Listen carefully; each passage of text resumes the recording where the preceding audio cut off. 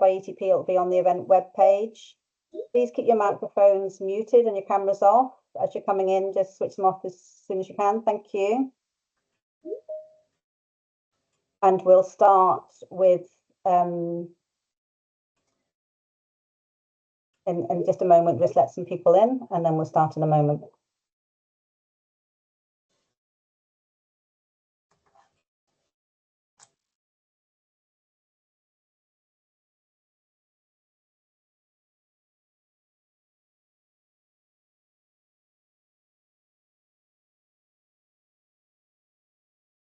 Okay, so Alex, if you start sharing the slides, please.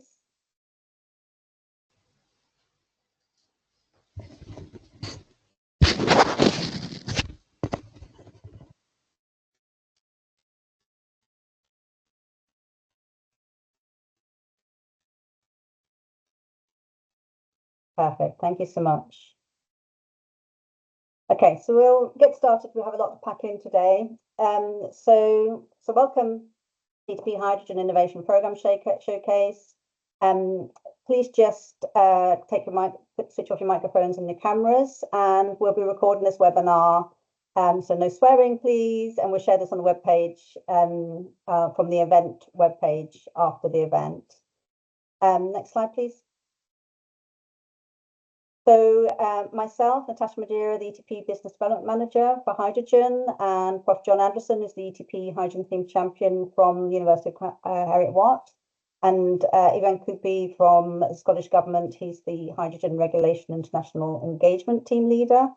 So we're just going to do a quick overview and an introduction to the Hydrogen Innovation Programme. And next slide, please.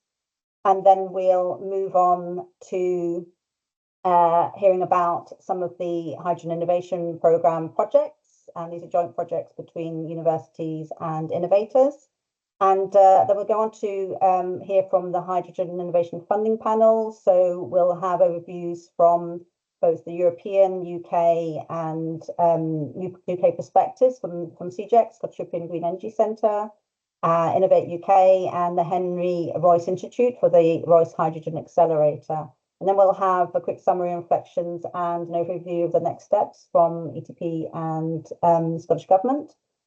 All the way through, please put your questions in the chat. Please introduce yourselves just now in the chat, so let everybody know who's here. We have, I think, around 170 odd people registered. I know not everybody will join today, and some will see the recordings, but there's quite a large group of you there. So large companies, small SMEs, academics, 60 odd, I think, academics, and other organizations like industry trade bodies and so on. So please introduce yourselves to each other. This is about making connections and collaborations as much as possible. We're here to try and help you work together and support the hydrogen ecosystem as much as possible. So on to the next, one back. So we'll go over to Ivan. Can you show yourself, please? And Ivan is just going to give a quick overview from his perspective from the hydrogen team. Thank you, Ivan. Thank you, Natasha. Hi all, thanks for having me. So yeah, my name is Ivan Kupuy. I'm part of the hydrogen policy team at the Scottish Government. I'm the team lead for the team that looks after our international engagement, our regulations, standards and certifications, but most importantly for today's session, my team also leads on research and innovation. This webinar will show today, Scotland already benefits from a long and strong hydrogen research and innovation landscape, with many organizations and institutes working across different hydrogen technologies. And strengthening hydrogen research and innovation has been one of the key strategic aims of the Scottish Government hydrogen policies. This was clearly stated in the Hydrogen Action Plan that we published in 2022, where we committed to ensuring Scotland remains competitive in the development and deployment of low-carbon hydrogen technologies. Most recently, it was referenced in our Green Industrial Strategy, where we aim to support R&D, innovation and early-stage demonstration across the hydrogen value chain. To support this, in June 2022, we launched the Hydrogen Innovation Scheme to support innovation under the themes of renewable hydrogen production, hydrogen storage and distribution, and integration of hydrogen in our energy system. The scheme has offered grants totaling almost 7 million to 31 projects that will drive technological progress and advance innovation to support the development of the sector in Scotland. The awarded funding is also enabling the development of hydrogen innovation centres across Scotland, which will act as hubs of ongoing hydrogen innovation activity, providing facilities that will support skills development and the incubation of development of hydrogen technologies across the value chain. To date, 25 projects have been successfully completed, with 6 due to draw to a close by the end of the month, and the remaining 2 by autumn this year. All of these projects have performed or are performing well in meeting their agreed outputs. We are working with Scotland's enterprise agencies as well to explore further delivery options for funding support and engaging with projects as they come forward. Additionally, as committed in our action plan, we supported Scottish Enterprise to launch SHINE, the Scottish Hydrogen Innovation Network, to provide further support to the growing hydrogen research and innovation ecosystem in Scotland. SHINE, which was launched last year at All Energy, counts so far with 15 members across academia, testing and validation centres, and open innovation spaces, and is supporting 19 companies and organisations. It is also important that our policies support international collaboration on research and innovation challenges. Scotland has formal agreements on hydrogen research and innovation and strong relations with German states, including Bavaria, Baden-Württemberg, and North Rhine-Westphalia, and we regularly support visiting international delegations. An example of this happened last May as ETP organized and hosted a network and dinner event for a German and Dutch delegation formed by academics and the High Five Initiative. And later this year, we will look to welcome a delegation from the Dutch region of Groningen to Scotland to engage across a number of hydrogen-related issues, including research and innovation. But as I reflect on the number of achievements on research and innovation over the last years, there is a common link to each one of these, and that has been the Energy Technology Partnership. ETP has been one of the key enablers for the development of the hydrogen research and innovation sector, and the reason we are all gathered here today. Funding a hydrogen innovation program delivered through or by the ETP has been one of the key commitments that we made in our action plan. And the program has been key to support knowledge exchange activity between academia and enterprises, increasing innovation and advancing the development of the hydrogen economy in Scotland. This webinar and the presentations that will be shortly provided are a testament of the importance of funding research and innovation in the growing hydrogen sector.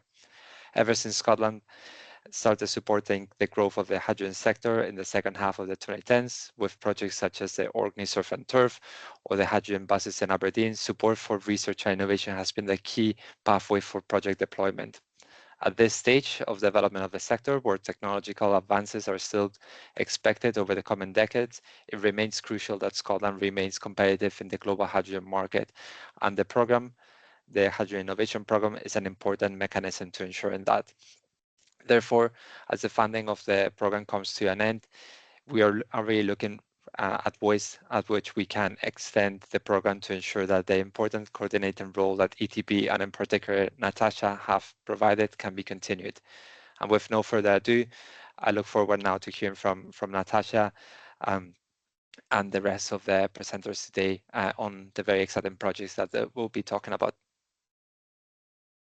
Thanks so much, Ivan.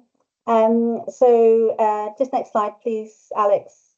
I'm going to skip through these. Most of you should know the Energy Technology Partnership. So just a reminder that there's 14 Scottish universities within the Energy Technology Partnership, and we're under the banner of SPIRI, which is the Scottish Research Partnership. Scottish Partnership in Research and Energy and Engineering, Research and Innovation. So that's bringing together the Engineering Research Partnership and the Energy Research Partnership. And the core team all sit together in the TIC building in Strathclyde Uni as well. So next slide, please. So for the Hydrogen Innovation Programme activities and all of our innovation programmes that we've had to date, we work to support cluster buildings within a theme. So within the hydrogen theme, we develop academic theme groups across all of the universities with champions and to help champions and contact points in each of the universities to help collaborations. We support funding, brokerage and collaborations. We have our research projects that we're going to showcase today. And we support internationalisation and collaboration between Scotland and beyond. Next slide, please. So we have two theme champions, a lead and a deputy. So Prof. John Anderson and Katriona Edelman at Heriot-Watt and Edinburgh universities. John, is there anything you want to just mention just now before we move on to the projects, to the programme overview?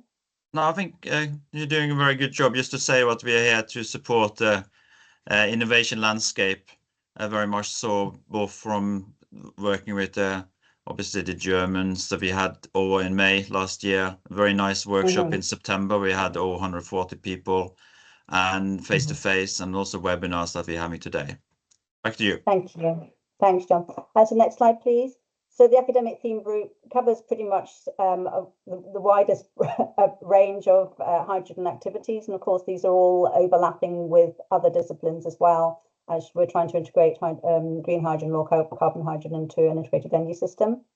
So next slide. So the Hydrogen Innovation Programme, we have funded industry engagement projects, and there have been 9 through this programme, but there have also been some through the programmes before relating to hydrogen. So the project requirements really is that it needs to be an innovation, and it needs to be a collaborative research project with an academic partner, and it's something that's a product or process or service that can be commercialised, and it covered up a whole range of technologies. So it's quite broad ranging. The next slide, please. So in terms of sort of the roles and our impact, a lot of it is fostering a strong community ethos and trying to build up that community.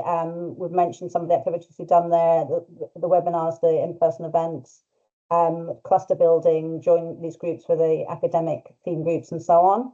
But really, it's all about working in partnership with the wider, what we call the Hydrogen Team Scotland, so the public sector organisations, Scottish Development International, Scottish Enterprise, Hans Lines Enterprise, South of Scotland Enterprise, local authorities, small and large industry, and the trade representation bodies, as well as innovators and the academics. So trying to develop the circular hydrogen economy as well, so looking at the innovation landscape, helping navigate the innovation landscape and the funding landscape, and bringing people together so they can collaborate and work together as a cluster. Next one, please. So these are the projects we did through the Knowledge Exchange Network, and some of those through the Energy Systems theme, which I used to lead, and the Zero Emissions Mobility theme, and the Energy Conversion and Storage themes. I think are some of the main ones that we had hydrogen projects through. And the next one, please. And these are the ones that we've done through the Hydrogen Innovation Programme since 2022. So we'll be hearing from 5 presenters, but that's representing 6 projects. And we'll go on to the next bit, please. So we're going to start with, next slide, please. We're going to start with Paul Codge, the CEO of Flexigy, and he was working on 2 projects, one with Strathclyde University and one with St Andrews. So Paul Connor's here from the University of St Andrews. Go ahead, Paul. Good afternoon. Thanks very much, Natasha, for the invite to come along. Very pleased to be here. So I'm going to romp through. I've got quite a few slides to get through, so I'm going to move quite quickly through them. I don't know how to move forward. Thank you very much. Yeah, next. So I think we're probably preaching to the converted here. No need to dwell on this. Hydrogen, in my view, is absolutely essential to decarbonize some of the hardest to abate sectors, such as fertilizer, shipping, and so on. Next. And we see the compressor as really the heart of the value chain. A lot of people consider it to be the electrolyzer, and of course that's a critical part of the value chain. But the compressor is very often forgotten about, but it's absolutely essential to almost no matter what you're going to do with the hydrogen, however you produce it, and whatever you're going to do with it, there's a compressor there at a critical part in that value chain. Next. And one of the big problems with compressors is that they generate an awful lot of waste heat. If you've ever pumped up a bicycle tire, you may know that if you pump it up too quickly, the tip of the pump there gets too hot, and that's just going to 2 or 3 bar of pressure, but it can be too hot to touch. So there's an awful lot of waste heat generated particularly if you're going up to 200 or 300 bar and beyond. And that's one of the key sources of waste that we're tackling in our compressor design. Next. So here's a typical large-scale hydrogen compressor. These are industrial machinery. It's a mature industry in some respects, but they're very often inefficient, and they require large amounts of additional equipment such as intercoolers, pulsation dampeners, large concrete foundations, all of which we were able to diminish or not need entirely. Next. A key part of what we're able to deliver is, in fact, redrawing the system boundaries from just the compressor and then individually storage and transport. We can actually draw the system boundary around the compression, storage and transport piece. And that leads to a number of very important benefits. We can actually size buffer storage as smaller, but deliver the same utility. We can save energy, and that's cumulative energy as we go through those transitions from one part of the system to another. And there are operational improvements such as faster tank filling and so on. We're calling that a virtual pipeline. So where no such pipeline actually exists, that's okay to go to the next slide, thanks. Where no pipeline actually exists, we're able to transport as if it were a pipeline via tube trailers. So we're not manufacturing those tube trailers. This is existing technology which we're retrofitting with perhaps a 10% change in order to deliver these benefits. And you can see in some use cases that could lead to enormous energy savings. Next. So we've done 2 ETP projects which have been absolutely essential for our development. The first we did one with the University of Strathclyde, which was really to say, we had this great idea, we'd done our own analysis, but we wanted some thermodynamic experts to come in and tell us that we're not actually just mad. And so they created their own thermodynamic model, which replicated our system configuration, and they concluded in the conclusions of the report that reductions of 30% are possible in the particular use cases that we were looking at in that analysis. So that was our biggest technical constraint at the time when we did that. And that led into a further project with ETP, which we conducted with the University of St Andrews, and we've got Paul Connor on the line who'll tell us a little bit about that from their point of view in a moment. But again, that was to look at the biggest technical constraint or uncertainty that we had in our development at that time, which was around the performance of particular materials which we required in order to make our thermodynamic process work. And again, the result of that was that we identified, in fact, a number of materials which were suitable, and one in particular which looks like it will be performing extremely well. Next. So 1 minute. So say again. 1 time check. Okay, so let's just skip over this. We're doing something that's radically different in the market. There's a mature market, mature incumbents, but we're doing something very different. Next. And we've got a really clever team that's helping us to take this forward. Next. Over to you, Paul. I'll do this very quick. I'm not going to talk. Paul's talked about the materials and what they're doing. What I'm going to say is it's really good from the academics' point of view. You get good experience for the literature review, and getting a young researcher to have to explain to possibly a non-technical or a differently technical audience exactly what it is. We look up chemistry papers and we have to explain them to engineers. So that's a really useful thing for both the academic and the person doing the work. Next slide. And just some general things, we need to make sure something Flexi was very good. They made it clear what they wanted to know, what they owned, what they didn't own. If you are looking for people to actually talk to them, keep the dialogue open with people once it's finished. Not this project, but with the battery ETP, we're now in multi-million pound projects with people who we started off with an ETP project. That's fine. Thanks. Thanks so much to the both of you. I'm glad it's been so successful as well. We're moving on now to Ian from Stuart Buchanan Gators, Ian Valentine, working with Mahmoud Anwar from Glasgow Cali Uni. They're both here today. Ian, are you with us?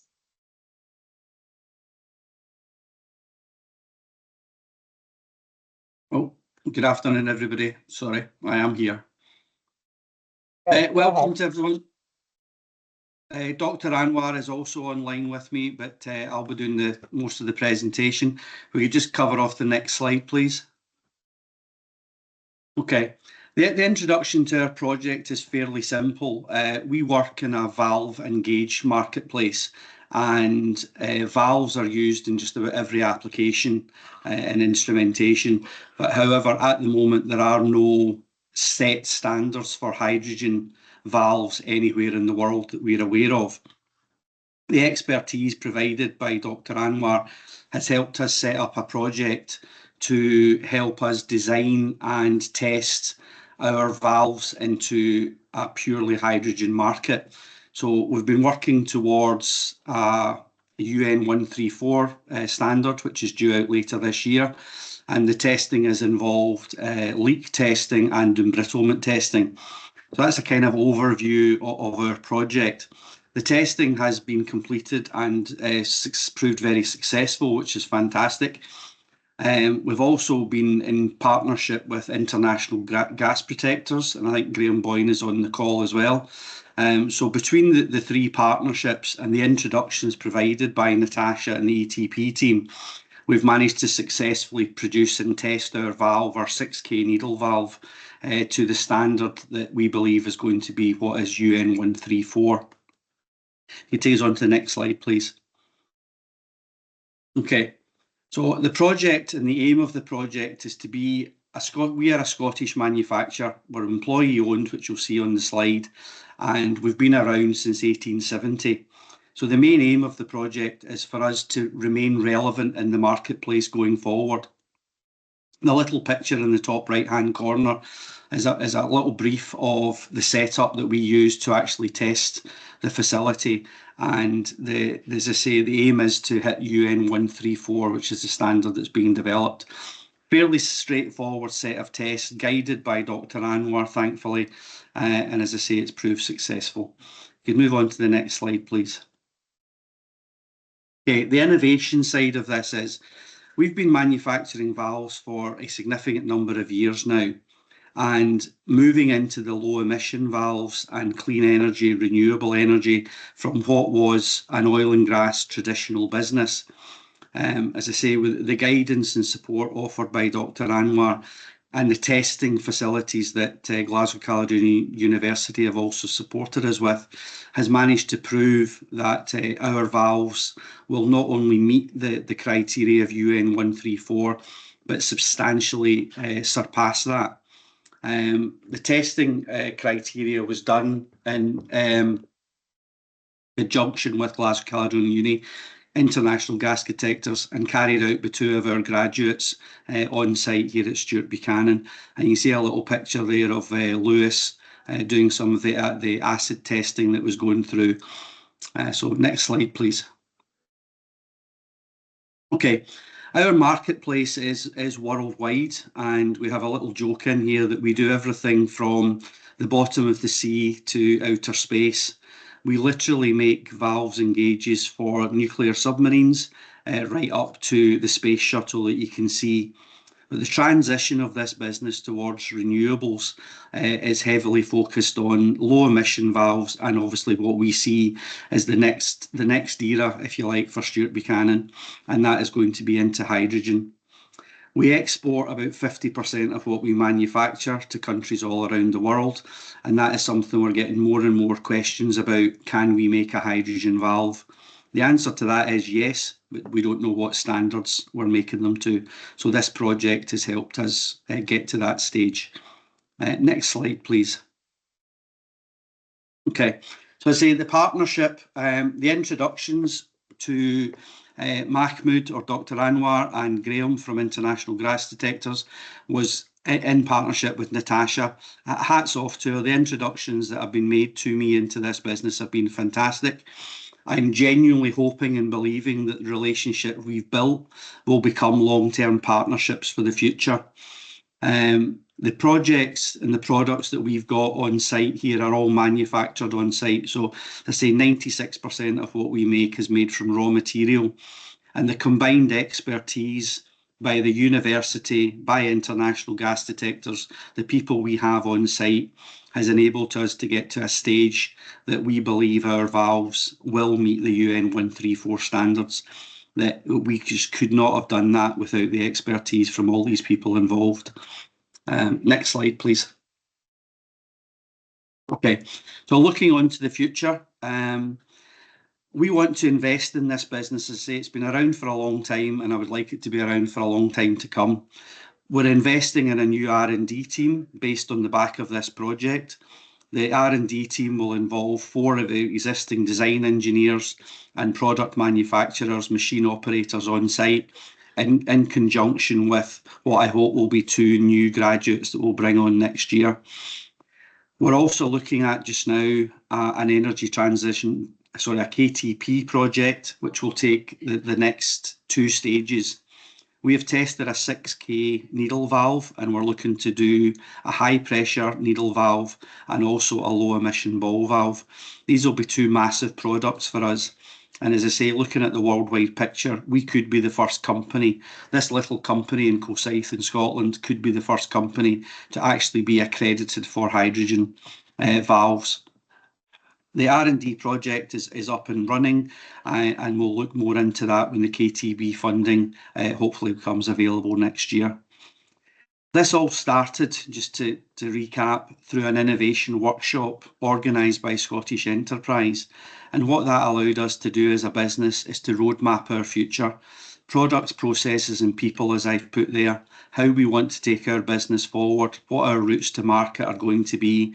And one of the key factors for us came down to looking at renewables and hydrogen in particular.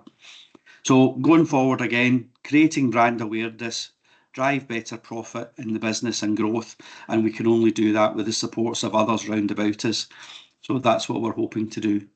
I think that's the last slide, or next slide. Thank you very much for your time.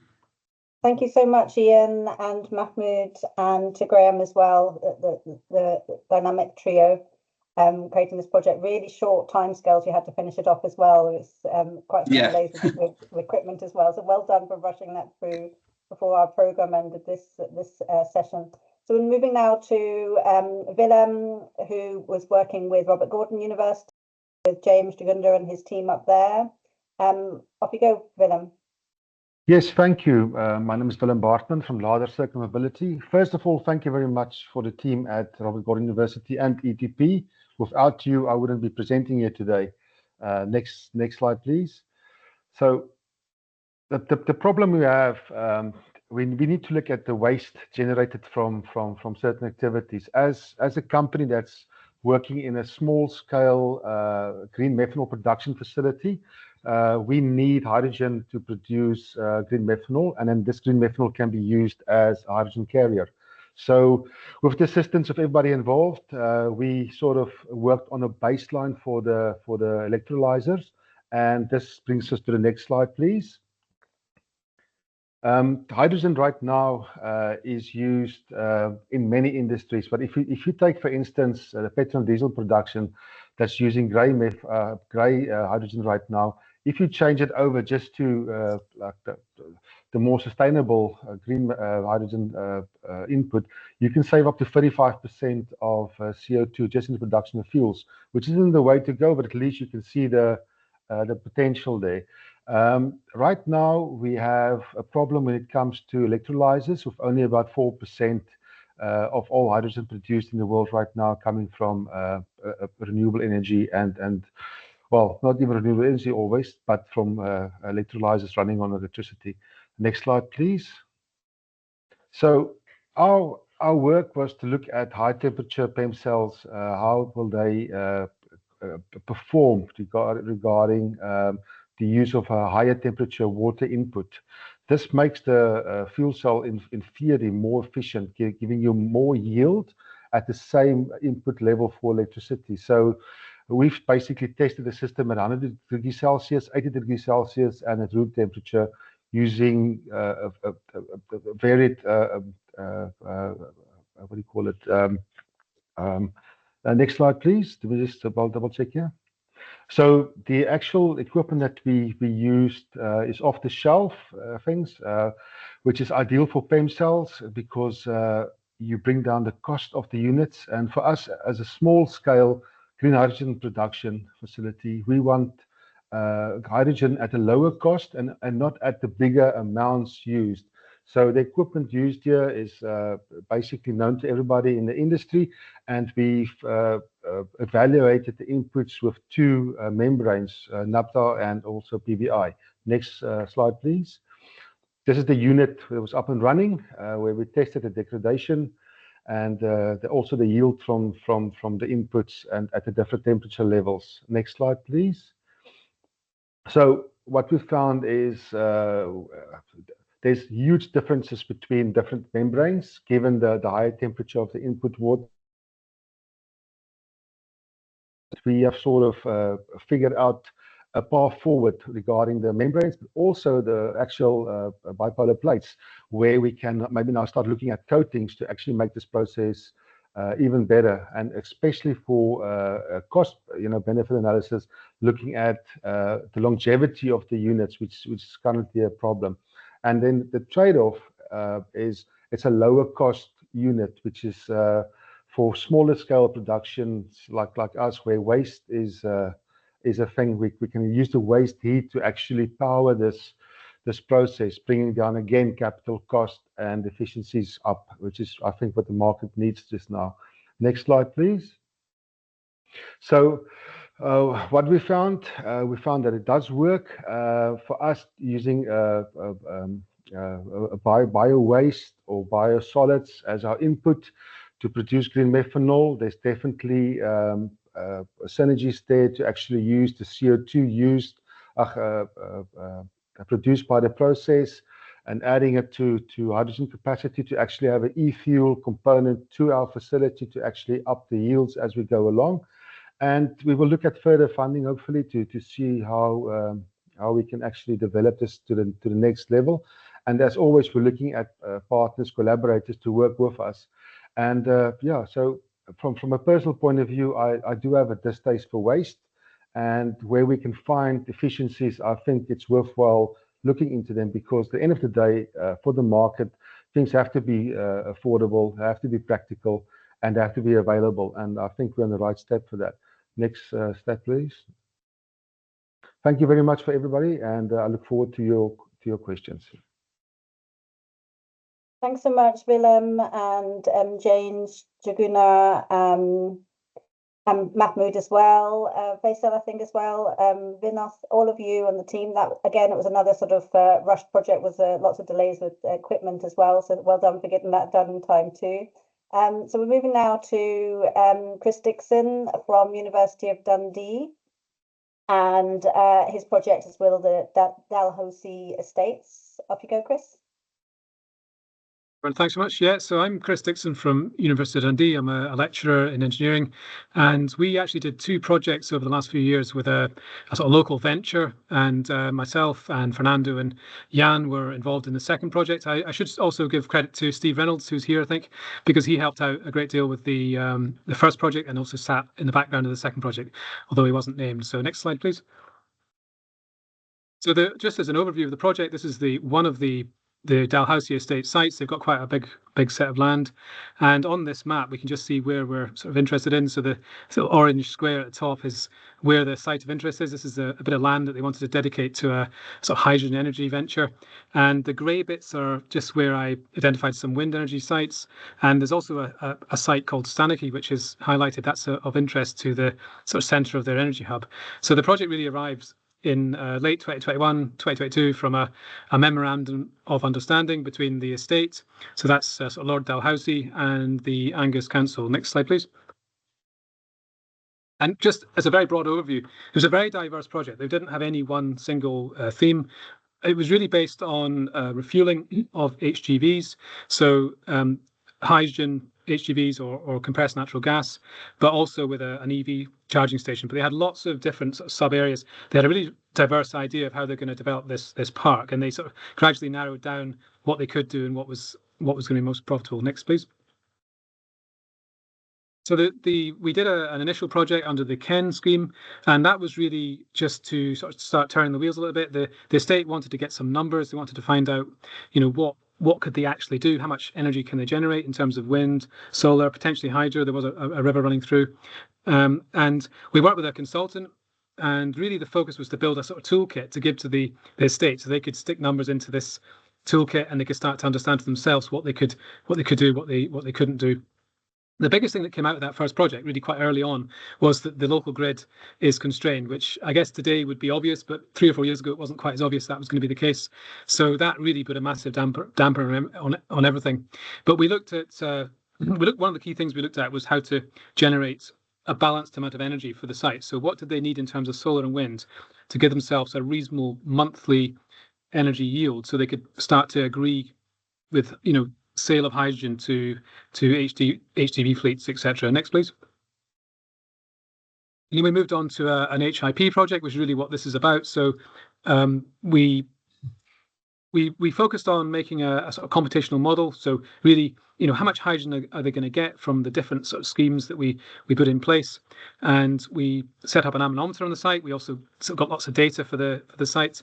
We used a website called Renewables Ninja alongside a few other ones, which was actually very helpful because it gave us a big database of wind and solar energy. So we could start to break down sort of even hourly expected generation, and we looked at previous years and we were able to forecast roughly what we would have got had this system been in place back then. So we did the university did the top 2 points here.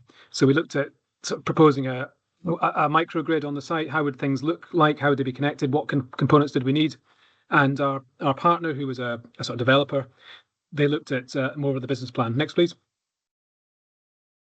So what did we actually do? Well, it was really mostly desk-based. We did do quite a lot of work up at the site, but really that was just meeting the team and wandering around, looking at the site. We obviously set up an anemometer to get some baseline readings. Obviously, knowing that would be rather unhelpful, but it would give us the ability to sort of look at different sites and see where our where's best, and just to back up our data a little bit. What do we bring to the project? It was mostly just the processing of data, so forecasting energy, how much are we going to get from this wind turbine, and when are we going to get it? Anyone can give us a ballpark figure on the sort of capacity factors, but it's getting that breakdown of hourly and monthly values, which was quite significant to this project. And we looked at some of the sort of power engineering aspects. And also, my background is in things like fuel cell dynamics and wind dynamics, so we were able to sort of explain to the team exactly how things are going to work and why they need to be joined together in certain ways. And so so we looked at the time, this would have been 2020 and 2022. We looked at the energy that we could get in those years. We had data for those years, and we were able to say to the team that this is what the system would do approximately had it been in place in those years. And whilst we can't guarantee the future predictions, we can give them an idea of what it might be like had it been the same as those years, which are fairly typical. Next, please. And this is just an example of some of the work we did. So we took our own measurements of solar intensity and we compared them to the one of the online data sets. It's a general data set that's freely available, and it actually looked quite good. So we trusted the data we had. We thought it was going to be within a few % of what we needed. So this was good enough. This was a mathematical model we had, and all the mathematical data. This was good enough for us to work with to say this is what the solar energy would do on a given day, and we could then use that to convert to hydrogen. Next, please. Last minute. Thank you. Yeah. And so these are the sort of outputs we got. This is just one particular case. So how many kilograms of hydrogen would we predict they would get on a particular day? And this is what we based on some storage capacity, unit sizes of generation. And yeah, so we streamed out lots of data like this and a sort of sliding scale of values they could use. Next, please. So yeah, just a big shout out to the ETP. So Liam McCarran was the lead for the first project and was really good to work with, got really involved. And then John Malone for the second one, who was obviously very helpful. So thanks very much for that. The key outcomes really, the first stage was really the toolkit, just a sort of knowledge set that we could give to the state. And the second one was really just data. So, this is how much hydrogen you can make. The value of it you can set if you know the sale value. Next, please. Okay, so really the biggest problem was the constrained grid, and that was something we can't really get around. So there's a story in that. And unfortunately, the original funding for the project timed out. So the project, as we knew, came to an end, but they continued. It's still going. And if you move to the next slide, please. There's a very long, sorry, that's just the merging plan. So we sketched out a grid and some where we're going to put things on their site. Next, please. Yeah, and that's what we got recently from the estate. So we asked them for an update on the project, because obviously it's been over a year since we've been involved, and that is their formal statement. So they are continuing with the project. So we'd like to think that the site will get developed and there'll be some sort of green hydrogen plant on that side. So thanks so much. Thank you so much, Chris. Really pleased that the project's going to continue as well. So let us know, keep us updated on what's happening with that. We're now going to move on to our last presentation from H2 or H2 Energy, is the Scottish subsidiary company. Eric Brown, and this is a project with Heriot-Watt University. Sudhakar is also here. Good afternoon, thank you, and appreciate, of course, the opportunity to participate today and tell you a bit about our project with Heriot-Watt University. Next slide, please. So just a little bit of background on us and the value proposition of what we are bringing to market. So H2 Energy Limited is squarely focused on accelerating the adoption of hydrogen, as many of you are. Next slide. And the problem that we're basically solving for is that the existing value chain, as we see it, is simply not sustainable. No matter how green we make it, how much we make of it, getting that molecule from the point of production to the point of use is far too cumbersome, and we are compressing it, we're cooling it, we're finding ways to carry it, but the existing value chain is just too complex, costly, and carbon intensive to scale, and arguably will prevent hydrogen from reaching its fullest potential. Next slide. So our value chain is built on moving hydrogen as a solid material. So our solid hydrogen carrier, as that graphic shows, can sit in a simple container. It is stable at ambient pressure and temperature. It doesn't require any proprietary handling. It does not degrade over time. And so this presents a much safer, much easier way to move hydrogen around the globe. And we posit that this will make a lower cost, lower carbon footprint, safer and scalable value chain. Next slide. We do have devices that we are commercially launching as of early this year that actually turn that solid back into gas at the point of use. So we're in essence flipping the value chain, and that device in the middle of your screen there can be married up to either a direct hydrogen combustion engine or to a fuel cell to create energy off grid. So those are the first two legs of the value chain that we're deploying. There's the carrier and that device. Next slide. The third element of the value chain, and the subject of this particular project with HWU, is that we need to recycle that carrier. Sodium borohydride is the molecule, as you see, NaBH4, and we are investigating methods to recycle it using, of course, excess green energy, and in doing so, create the circularity that's so important in hydrogen. Next slide. So if you put all that together, you look at the existing hydrogen value chain across the top, which has a lot of post-production processing, cost and carbon footprint, a streamlined H2 value chain based on the solid hydrogen carrier, and recycling gets you down to reduce carbon index, reduce complexity, and of course, reduce cost. Next slide. So what we decided to do, and thank you to Dr. Pichamuthu and his PhD student, Ms. Queen Moses, who are our partners along with our own chemical engineering team, we set out to develop a sustainable sodium borohydride recycling process, reducing energy consumption and carbon dioxide emissions, and of course, identifying the most cost-effective, energy-efficient, and lowest carbon footprint regeneration pathways. We had an eye on integrating renewable hydrogen into the pathways.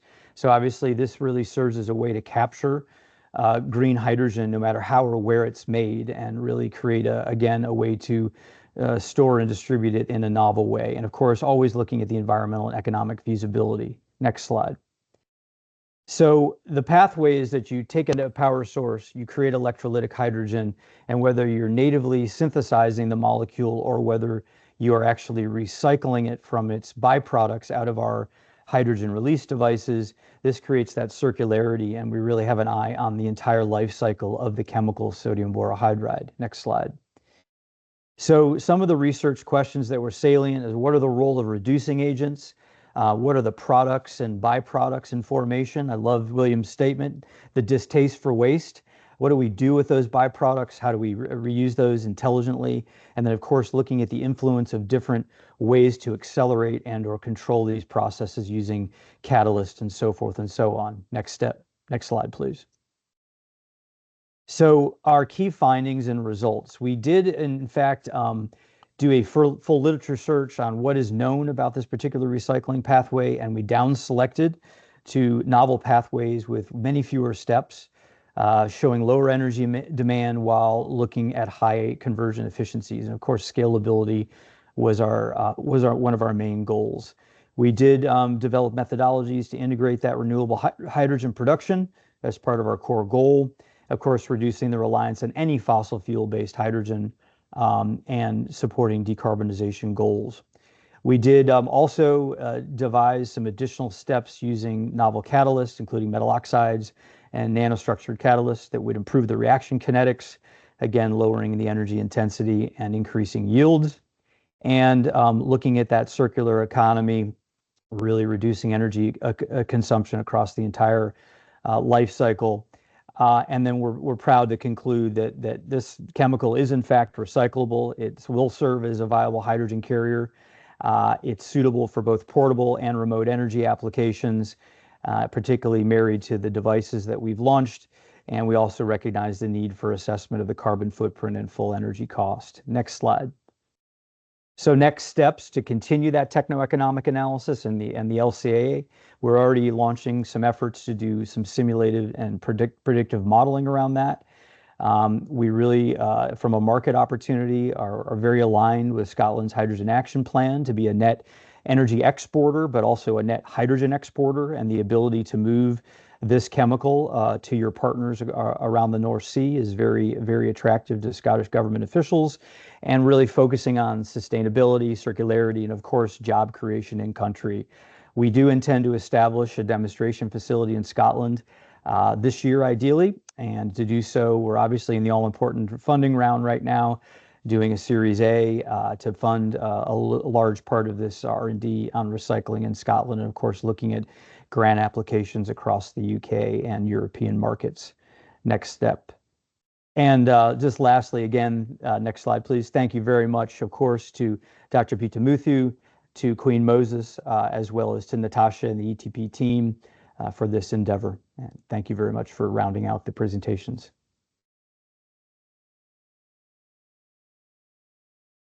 Okay, I think that's go to the next slide. I think there's a couple more just to finishing up there. That's it.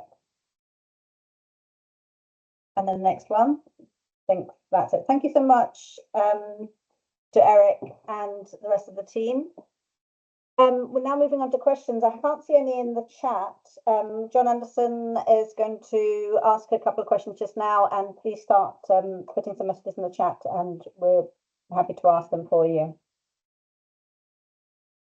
John, are you there? Yep, I'm here, Natasha. I think best to ask questions from the audience. I think you said there was some in the chat. No, I haven't got any in the chat just yet. Oh, you haven't got any in the chat. We start off. All right. So I guess we can ask the last project with the Heriot-Watt University, if they can comment on what would be the next steps then to scale up the project. Yes, thanks, Professor Anderson. So we are continuing with the techno-economic analysis through simulation modeling, and we're talking to other complementary teams actually at Heriot-Watt about doing that modeling imminently, and that'll allow us to further refine the pathways with the eye on getting in the lab with our candidate processes within the next 6 months. Yeah, it seems for me you may be able to link up your storage with curtail energy as well, which is an issue, a growing issue as well. We do see it the same as sort of a hydrogen batteries, we're starting to call it, right? So wherever you have stranded or curtailed renewables, you can recycle the chemical and in fact capture that energy. Yes, sir. Thank you very much. And for the St. Andrews presentation, That was if you could, yeah. You could also comment a little bit about the next steps in terms of commercialization. Is that to the Flexergy compression and storage? Yes, exactly. Yeah, thank you. So we've now built a working model. So we've got a system that we've built out at Heriot-Watt University in our premises there. We've tested that and it is generating some significant energy savings. So what we've done is, with a very limited budget and time, we've done something not quite duct taped together, but we've done something which is, improves the thermodynamics. But the next step is to go to higher pressures. Sort of two parallel steps: to go to higher pressures, industrially relevant pressures, and then also to move from the testing that we've done with air, mean to now move into hydrogen as well. So I'm sort of pad out that from just a proof of concept into now a product, so a prototype product with all of its subsystems and balance of plant and so on. Go to multi-cylinder, multi-stage compression to reach those higher pressures. So really getting to kind of industrially relevant subsystems that are ready to get piloted as the next step after that. In the meantime, we need to do economic analysis into various use cases. There's very many markets, and specializing and choosing the right markets is a key kind of part of our success journey. And then working with strategic corporates to perhaps help us with both of those things, those technical kind of analysis of different use cases, and also on perhaps doing some collaborative R&D and then leading into piloting with them. So we're doing a fundraise right now as well. We're opening a seed round. We've done a pre-seed round where we were lucky enough to get some cornerstone funding from Shell. And so we're looking to build on that and the new results that have just come out, which we're having externally validated by the Energy Technology Centre in East Kilbride. So we're expecting to have those results back within the next couple of weeks, hopefully. And that's fantastic news. Thank you very much. And if you have a look at Stuart Buchanan with the Ian and Mahmoud, you see similar growth opportunities there with your project? Yeah, absolutely, John. We've only really tested on the lower pressure 6K valve at the moment, and the opportunities to take it into the high pressure 10K valve needle, and then look at the ball valves. Both of those will take a considerable more amount of time to do it. But I'm sure working with Dr. Anwar, we will get there. So yeah, that's the next steps for us. Yeah, it's those nuts and bolts things that need to be taken forward. Otherwise, you can't get the whole picture. You need to have all the bits together. Yeah. So it's a great project. Yeah, we have so many different factors involved, the lack of standards and everything. So listening to Paul from Flexergy, we've met with a couple of your people, Paul, and if there's anything that we can help with in terms of supplying valves or gauges for projects, we're very happy to do that. It's a learning process, I think, for everybody. So we're keen to support any projects that are going. We can do that with you. Brilliant. Yeah, I think that's key. Those because if it doesn't work on an elemental scale, then it won't work on the large scale either. So that's brilliant. And then I have a question for Chris Dixon about the Dalhousie estate. So we have a participant ensign with the SPEN, which is a prosperity partnership. And I was quite interested in what you said about the restriction on the grid. Just wonder if you can comment a little bit on how you see that being a key to move forward with different projects. Well, what I can say about this particular project is that was by far the one's biggest problem. I mean, if the grid wasn't constrained, then I would suggest by now they would probably have a few megawatts of wind turbines running on the site, generating quite a significant income, and that would allow the project to spawn from that. But unfortunately, they can't do that. The constraint was 50 kilowatts, which is really too small to do anything reasonable, and the constraint would be lifted in 2028. Assuming that they get it done, but they would have to reserve capacity. They'd have to reserve the capacity that's going to be added. So they would have to, I mean, I don't know what the cost would be, but it'd be several £1,000s per month to reserve, capacity in the future grid. And at some point that's going to be taken by other developers. So the constrained grid is really complete dampening the whole project. And I think almost any project in rural parts of Angus or rural Scotland will have the same problem now, which wouldn't have been the case maybe 5 years ago. So to get round it, there isn't really any options. The idea of storing energy and making quite a complex sort of microgrid is quite challenging. There have been a few projects that have tried to get around it, and I'm waiting to see how they get along. So trying to balance power from a turbine, there's a few things you can do to try and steady the power a little bit. You've got to build quite a close matching of all your systems, but the idea is you want to have an over generation. You want to be able to sell maybe 50% of your energy, power your site, and then use the electrolyzer just to tap off the relatively free energy you're going to get from your wind turbine and make hydrogen. So if you can't do that, you certainly can't afford to buy electricity for it. So yeah, constrained grid is the number one problem. There isn't really any way around it other than just getting the grid to get things in order and getting the capacity upgraded. It turns out for the particular site I was involved in, it was just a substation.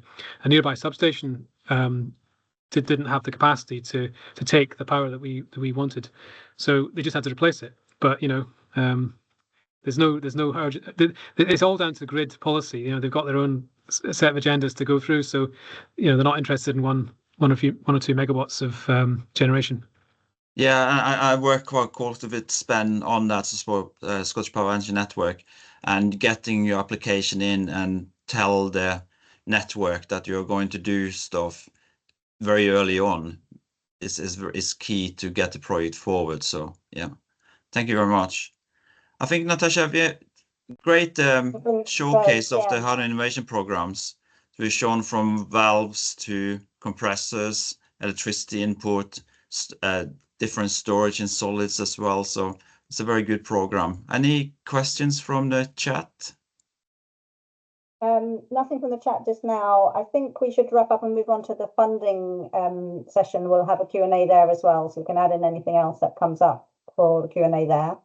Yeah, sounds good. Thanks so much. Thanks so much, John. So a general question to everybody, please put this in the chat as our funding panel just flexes up their presentations and get themselves on microphones off and your pictures up.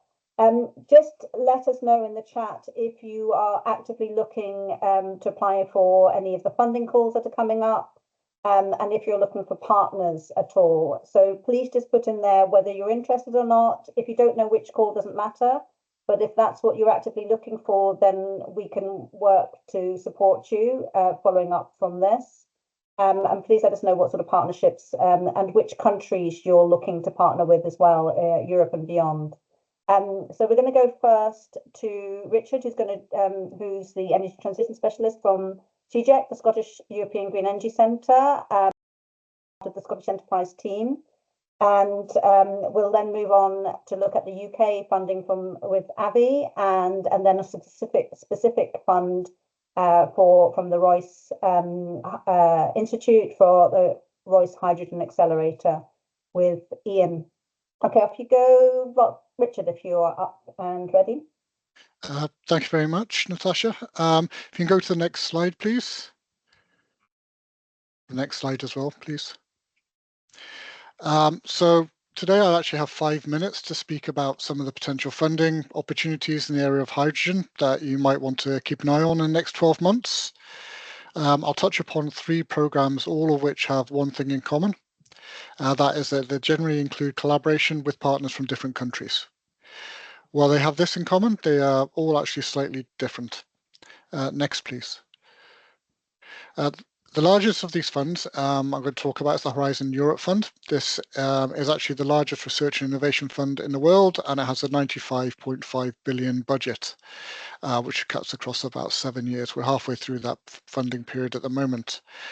The reason why the budget is so big is due to the size of the geographic and thematic spread it covers, and it's also actually managed by European Commission, so it covers the whole of Europe, and also covers many different sectors and priorities, and also different stages of research and innovation. So that's why there's such a big budget for that one.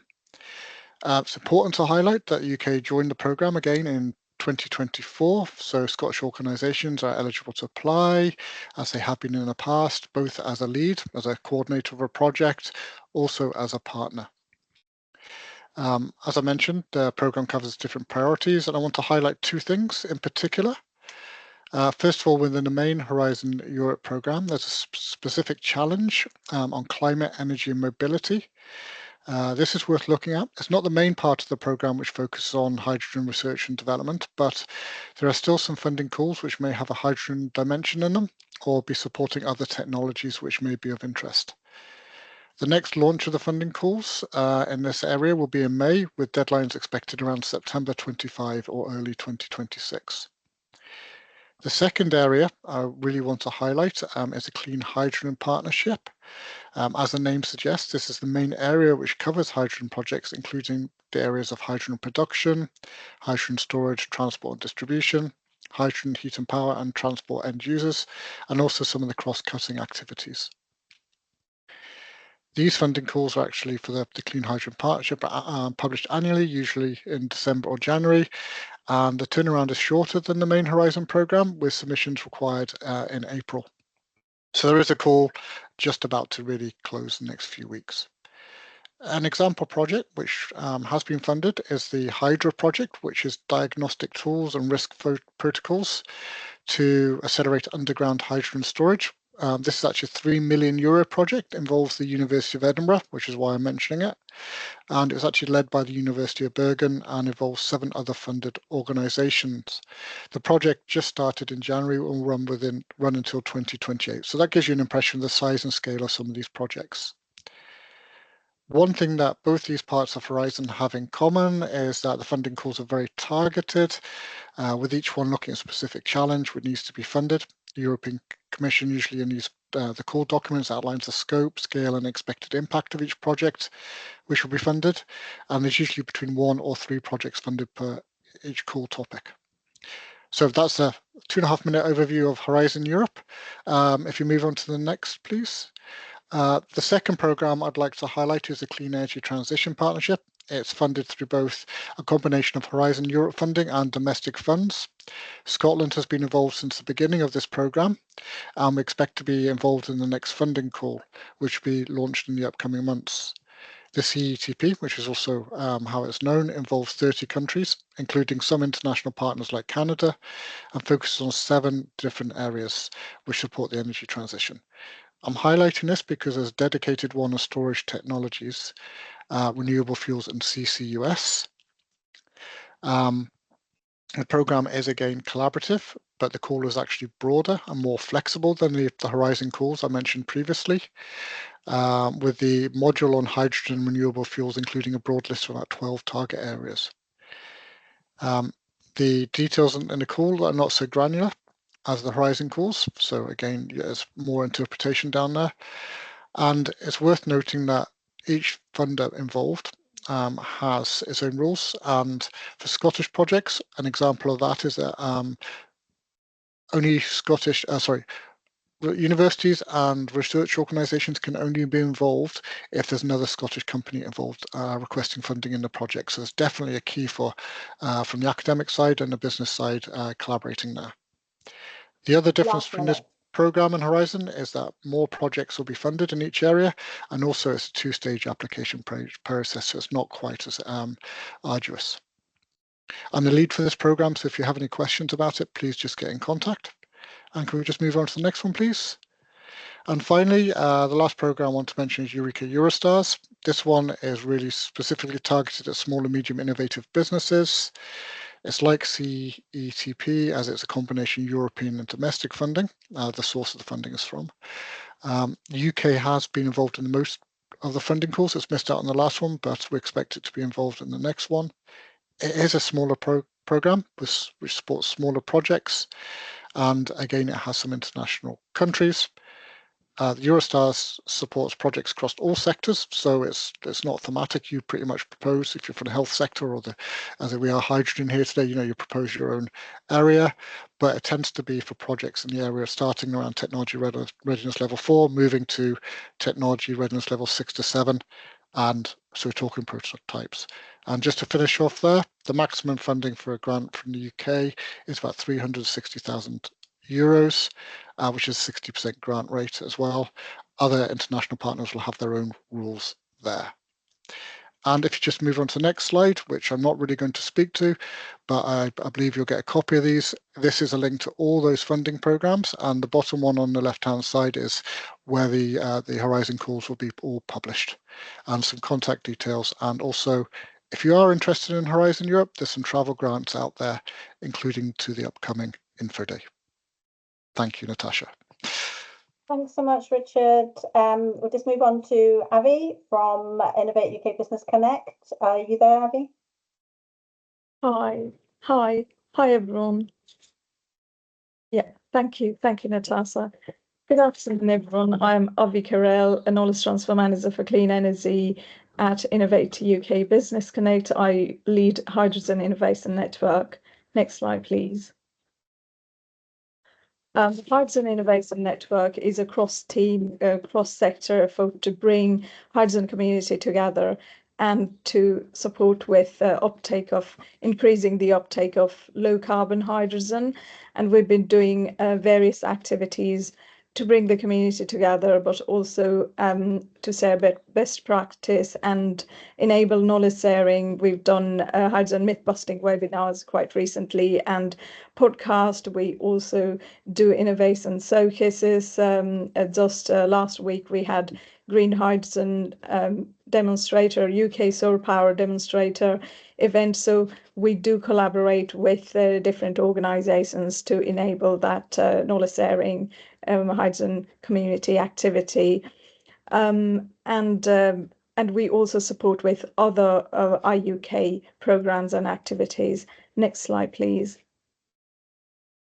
This is Hydrogen Supply Chain Directory. This can be any organizations operating within the hydrogen supply chain in the UK can join the directory. We are updating it towards the end of March. So if any organization would like to be part of it, do follow the QR code and do apply to join the directory. And we only update it every so often, so every few months. So I would really encourage you to, if you aren't already there, you to join the directory. Next slide, please. There's also a possibility to make introduction requests from the same page where the supply chain directory is. And if you would like to be introduced to any organization, local authority, or any government body that's been involved in hydrogen, you're most welcome to fill the introduction request form as well. And the supply chain directory is mainly for, to make it easier to collaborate and to find partners, either for business partnerships or collaborative funding. So I would really encourage you to utilize. Next slide, please. And like I said, we also support Innovate UK wide hydrogen activities. There's a lot happening, and there's not always hydrogen in the name or in the funding. So like the maritime projects and future flight projects, they all have hydrogen, but it's not really in the name. So if you would like to know more, the QR code takes you to various programs and innovation networks that are related to hydrogen. Next slide, please.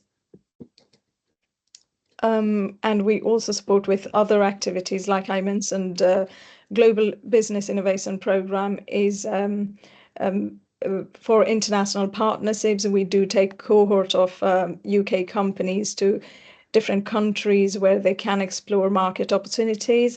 Global Expert Missions is the expert mission from UK to understand market opportunity in different country. Like I said, if you follow the QR code, it will lead you to different programs. We also have funded Catapult's Hydrogen Innovation Initiative for the last 3 years. So there's hydrogen innovation support available through Catapult's High as well. Next slide, please.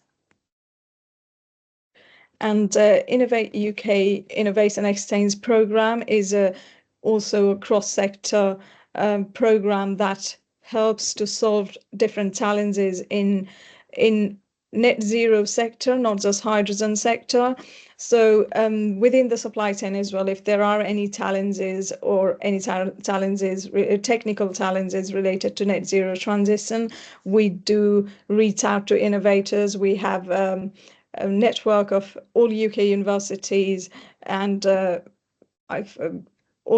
most innovators, large company in our system. So we do reach out to all of those and to find the right solution. For example, we had a case where the challenge in health industry was solved by a solution in nuclear industry. So it can really be cross-sector. So I really encourage you, if you have any challenge or it could be niche challenge as well. So I do encourage you to reach out and talk to us about solving those challenges. And there's also, if the challenge is related to net zero, there's a funding of £25,000 for each collaboration. So it's a good opportunity to work with different company sizes and to find to work collaboratively.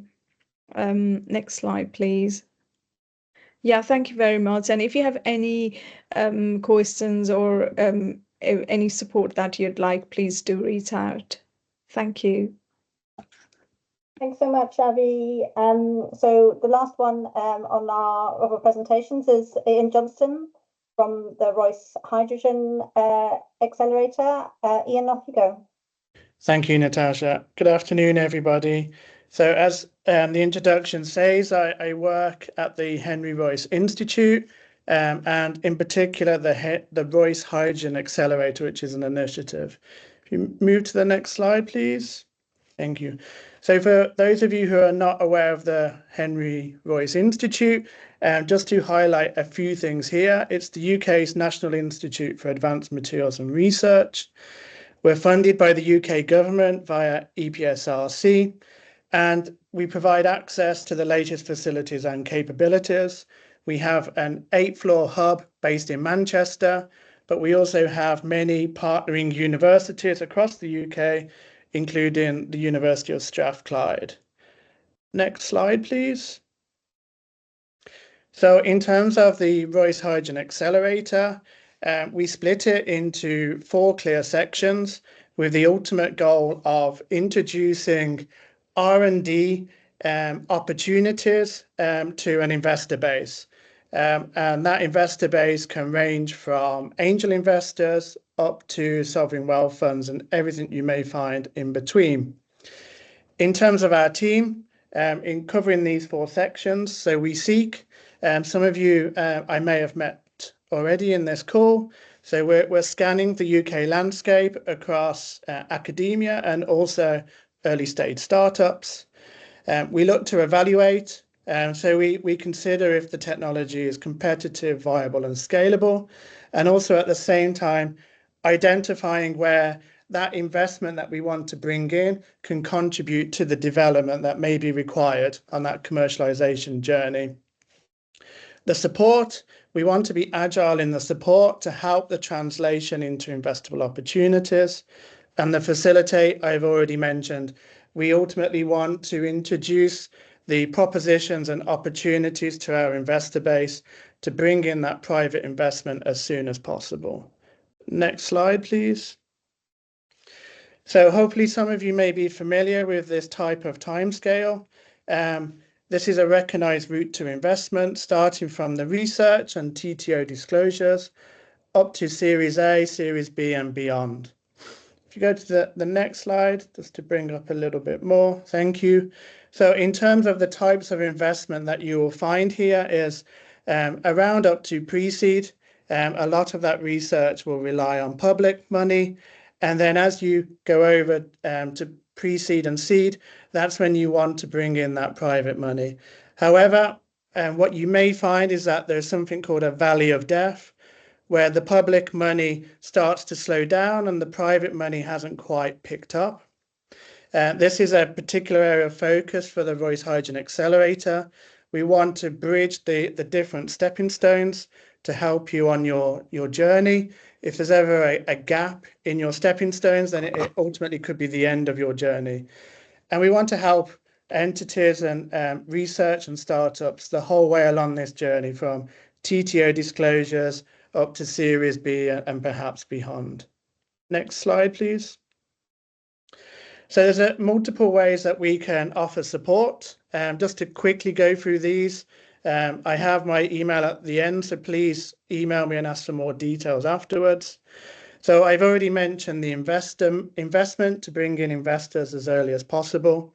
The Royce also offer different funding schemes, including translational funding.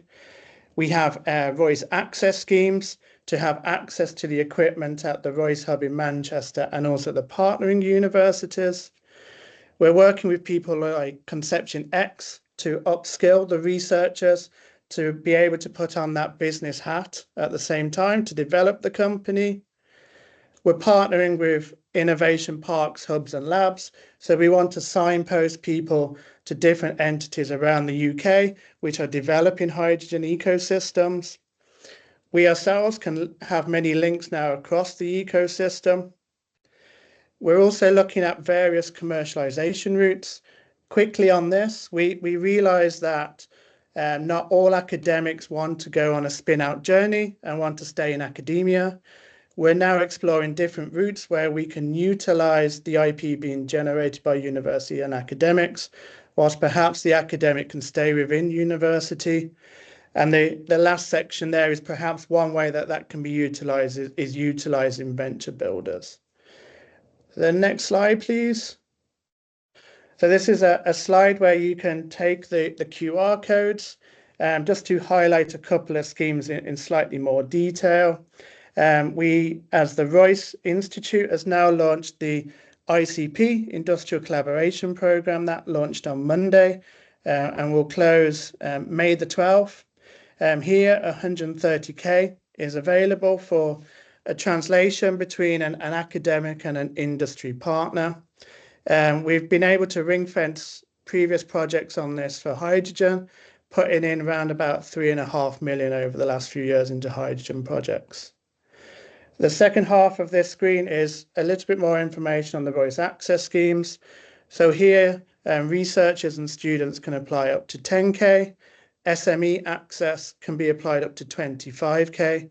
And here, again, you have the opportunity to apply for access to facilities, technicians and equipment within the Royce ecosystem.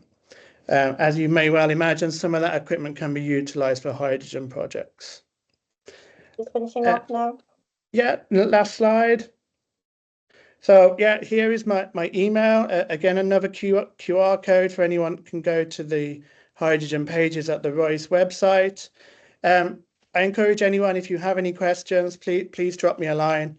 Happy to have a discussion with any of you. Thank you. Thanks so much. Could all the panel just pop the cameras on if you've not already got them on? Thanks. Next 2 slides, I think. Alex, please. So just a quick question. I can't see any questions in the chat, but I just wanted to get your views from your different sort of levels of funding. Abby, if you pop your camera on. What you think the main challenges are, what things are coming up for the hydrogen sector, what future priorities you think there are, just sort of a bit of horizon scanning for the innovators and the potential consortia coming up.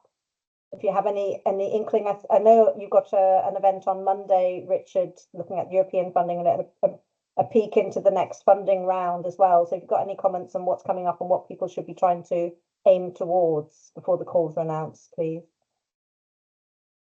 Okay, no, thank you. I think the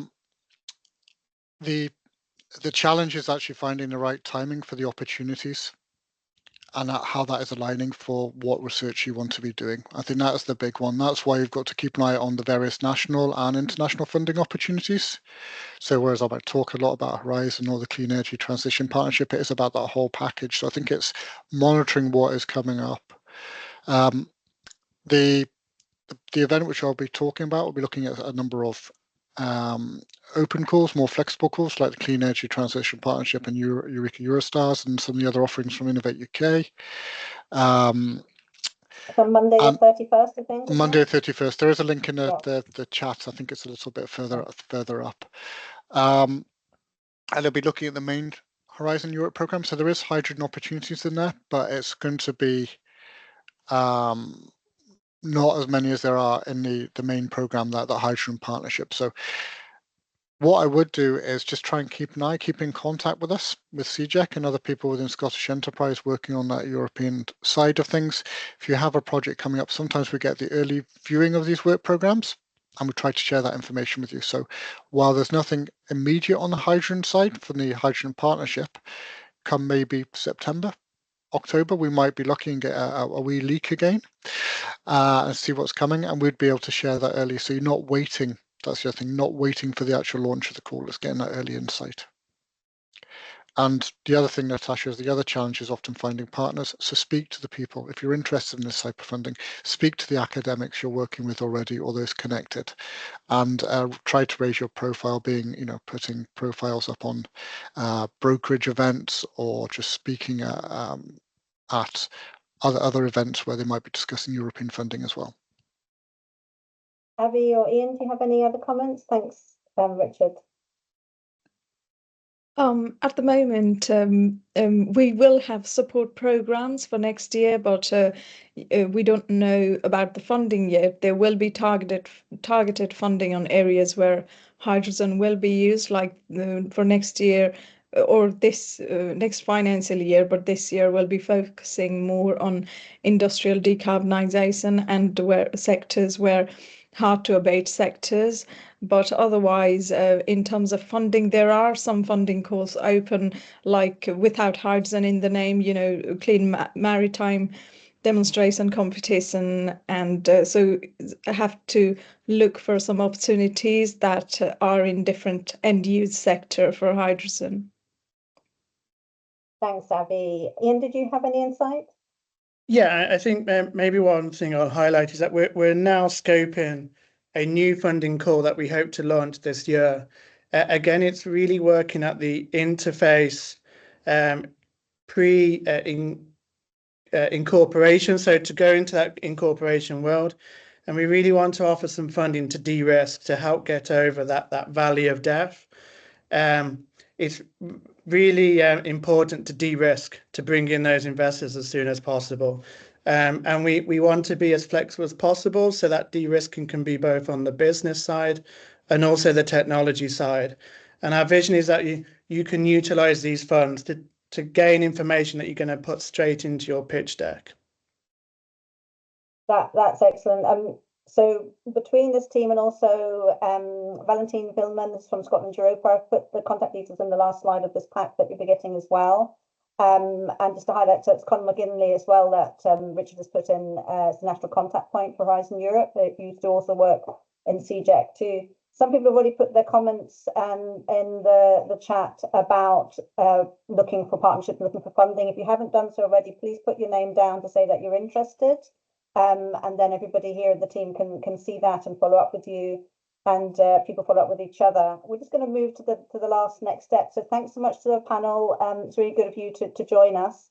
But please make sure everybody you contact them as early as possible. Yeah. Who's that? Someone. I think someone's got their mic on by mistake. So if you can turn off your mics, thank you. So John and Ivan, if you want to put on your cameras and microphones, we just move to the next slide for next steps and reflections and summary. So next slide, please. Thank you, Alex. So just a quick roundup, and John and Ivan, if you have any other comments, feel welcome. So next steps are generally sort of more of the same. So, you know, looking at domestic funding and support, you've got the overview there. Please contact us as soon as possible. You can help. They can help with scoping. They can help with giving feedback on early drafts as well, as long as they've given enough time and notice. The internationalization aspect, there are a lot of missions to and from Scotland at the moment. Ivan and his colleagues, especially Alexandra Stein, have been working quite hard in doing that. So the mission's coming all the time. So at the moment, there are ones from India and Netherlands coming soon. There have been many from Germany as well. So if you're wanting to work with those markets in partnership, please get in touch.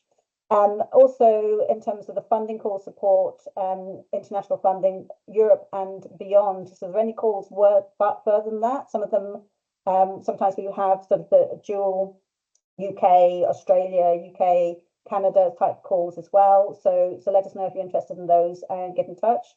And in terms of collaborations, again, if you saw the presentations over in September, it's all about collaborations.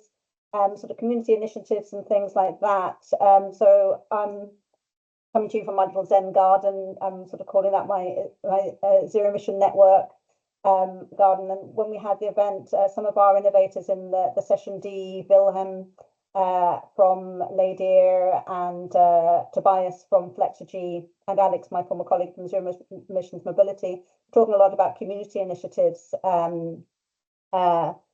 So Tobias and I were talking a lot about a greenhouse, or a sort of community greenhouse, where we nurture and grow our hydrogen community in little gardens in different cities, regular meetups and so on. So also we have things like the academic theme group activities as well, which we can continue. So please introduce yourselves to any of that. And we have a link on our hydrogen webpage for the capability of all the universities and key contacts. Next slide, please. So this is our sort of 10cc's. If you're you know, the 70s rock band 10cc and the sort of spin out Godling Cream. This is just a lot of puns that we came together as all the C's here for collaboration, but basically a cyclical process. And this is everyone in the hydrogen ecosystem. So all of you, the hydrogen community, to work together and support each other. And you've seen some evidence of how that is working, like with Stuart Buchanan Gages and International Gas Detectors. They're now supporting each other and budgeting up for new contracts and so on. So the main focus here is that we have a common cause, and we need to keep talking and to work together to do that. Last slide, please. So this is our sort of hydrogen greenhouse that Tobias from Flexergy and I were brainstorming about. My daughter and I sort of drew a little diagram for this, but basically it's just trying to help germinate ideas, keep talking, working each other, keep challenging each other, learning and sharing about what you're doing, and trying to help grow this sort of varied hydrogen landscape that we're doing, and help that flourish in Scotland and beyond. Last slide, and any comments from John and Ivan? No, I think just a couple of things from me. First of all, I absolutely love that slide that your daughter have you prepare. That's brilliant. Just to say, you've touched on many of the things that I was going to mention. Obviously, we will continue to work on the internationalization of the Scottish hydrogen opportunity over the coming months, with some delegations coming over, and we'll also be looking to maximize on the partnerships that we have already established with some of our key markets, with the key markets that we have identified. We will help support and promote participation of Scottish research institutions in international funding, has been referenced plenty in this call. And on the funding front, from our perspective, we will review the valuable insights that we have gained from the funding call that we launched in September to inform and develop further financial support for the sector, which we're hoping to hopefully announce later in the year. We are planning to conduct our we plan to conduct our potential green hydrogen funding call, but more details on that later in the year, as I indicated. The last thing that I wanted to comment is that there's much more that we are looking to take forward over the coming years to support the growth of the sector across its entire value chain in terms of promoting the production at home, research and innovation, balance infrastructure, offtake, promotion of skills, and so on. We will be looking to present all of this work in an update to market on our hydrogen action plan that we're hoping to launch next month. So I think that's everything from me, but it was a great session today. Thanks, Natasha, for organizing it, and to ETP. Thanks to everyone for coming. John, is there anything you'd like to say? I used to say what in ETP we're here to nurture the innovation landscape, which we showcased today. But if you have any other ideas how we can help the community to come together and stimulate to cross funding opportunities and stuff like that, just let us know, and we can facilitate that. Thank you. Thank you so much. So this has been recorded. Katrina will be sending it round to everybody. And also on our webpage for the event, you will find the presentations as well. So thank you to everybody who's joined. Please contact us, keep the conversation going, lots of dialogue. And if you're wanting to create a hydrogen greenhouse in your region, would like to host some gatherings, let us know. We've been talking to Andrew in Scottish Development International as well about how Trent is trying to support some initial ones in Aberdeen, Edinburgh and Glasgow to start off, but really it's up to you guys wherever you are to try and gather together your local hydrogen community to keep the conversation going. Okay, thank you so much for all our presenters, and thanks for my ETP team for helping so much. Bye everyone.